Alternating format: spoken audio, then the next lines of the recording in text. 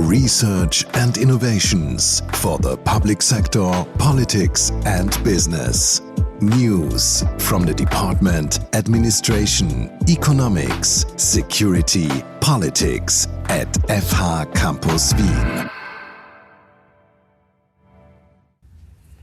Hi, welcome back to the podcast about my research project on access to justice in the era of digital transformation in the public sector. As I said in the previous episode, I'll use this podcast to talk about the things that concern or occupy me during my research and to report on how the project progresses. So I'll first talk about a little bit about methodology and data collection, and then go on to discuss some of the first preliminary findings from my first case study. At the moment, I'm actually quite happy to say that the field research in Quebec, my first case study, where I've spent 5 weeks, has gone very well. The Protecteur du Citoyen, the Quebec public ombuds, has actually been really supportive, and that has, of course, enormously helped me to make good progress in data collection. During the last 2 weeks, I've been organizing and conducting interviews and with ombuds staff and NGO representatives, as well as organizing and conducting focus groups and interviews with citizens, that is, ombuds users in Quebec and Montreal. I also talked to a few representatives of the government, public administration. Altogether, I managed to talk to more than 30 ombuds staff and 25 citizens, as well as around 10 representatives of other organizations. That includes NGOs and ministries and public administration bodies. Organizations that work in the field of social justice and also administrative support for citizens. Most interviews took place in person, but some also online or on the phone, whichever the concerned person preferred, because there were different preferences to that. Also, to cover the north of Quebec, since I was located only in Quebec City and also in Montreal, I wanted to cover also the northern aspects of Quebec, because the north of Quebec is very different from the south in many ways. In particular, it's much less populated, and the population is also to a larger extent indigenous. So to cover that reality, I've also conducted a few online interviews with support and community organizations. As you can imagine, managing this quite large number of interviews and focus groups in 2 different cities was quite a challenge for me. Identifying relevant organizations of different kinds and also the persons to speak to in a place that you don't know can actually be quite a difficult, demanding task. Then also contacting all of them for an interview, recontacting them if you don't get a reply, organizing appointments and locations, keeping track of all that. There is a number of tasks that need to be done. At the same time, since the next case study is already waiting, I've also made some preparation for this next field trip, including again identifying, contacting potential interview partners in other places. I've been quite busy, and what I find crucial about contacting potential interviewees is, and what I also realized during my research, is how much you actually have to adapt your approach every time you contact someone. So I've been contacting so many different actors, from ombuds staff to citizens to NGOs and government representatives, as I've already mentioned. And so for every group or person, or even for every organization, you really need to formulate your inquiry in different ways. And describing my research in different ways is not only necessary because they can each provide different perspectives on the issue, such as experts on legal support or indigenous community support or health service complaints, but also because it's important that they can connect to the issues and the questions that I'm interested in. Because otherwise it will quite easily happen that people think they have nothing to say to me in that matter, they can't contribute anything. And then it happens quite easily also that they will might deny the interview because they think that they're not the right person for my questions, which might be the case, but it's still a risk that I'm taking, actually, talking to somebody, and usually it's a productive conversation anyways. And also the fact that I follow an explorative approach in my study has both advantages and disadvantages in this regard. It makes it easy for me to formulate rather different questions for different persons, but at the same time it also bears the danger of becoming really broad and potentially unfocused.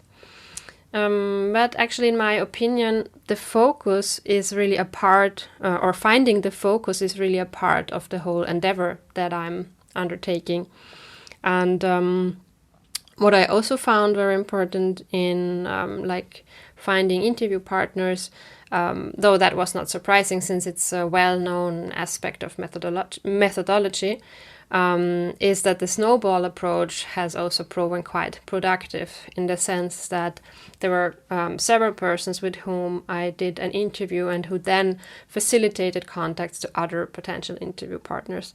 So this is really helpful, and that definitely enriched my data and broadened the spectrum of perspectives.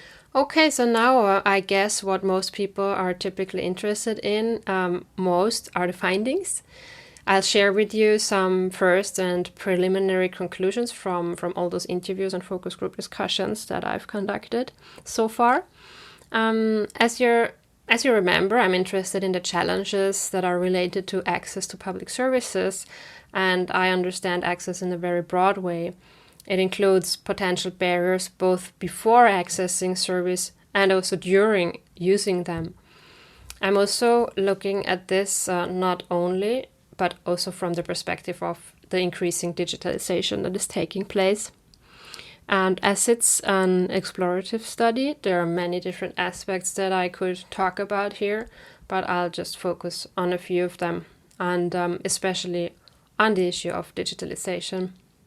But really, to sum it up, there is actually a number of problems, and when they're added up, it shows that there are actually quite a few construction sites, as we would say in German. So there are many things that need to be fixed, and it's not really easy to know where to start. So about digitalization, when we think about Canada, country of the global north, and we typically assume that most people will have access to the internet and to digital services. But there is quite a number of regions, and I'm focusing now on the province of Quebec, where there is nor stable and no broadband internet available for a different number of reasons. Among them, the large distances, but also harsh winters, very cold winters. And there's also a part of the populations, for example, hunters, who sometimes don't really have the need or no desire also to even use a computer or use the internet or a mobile phone. So nonetheless, several citizens have expressed the opinion that digital tools and platforms are increasingly imposed on them when using public services, and oftentimes they find that they don't have a choice anymore, and that other than using the online services. That, however, does not only require internet connection, but also access to a device as well as the respective skills or literacy. Speaking of literacy, that's really another major problem when we talk about access to public services, and also in general. In 2013, there was a government study that found that 53% of the Quebec population were functionally illiterate. And by the way, 49% was actually the Canadian average of functional illiteracy. And this means that these persons usually have difficulties with tasks that need more than basic reading skills, very basic reading skills.